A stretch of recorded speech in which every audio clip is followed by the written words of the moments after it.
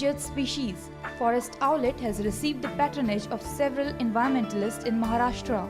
Bombay Natural History Society is demanding to declare it as the state bird.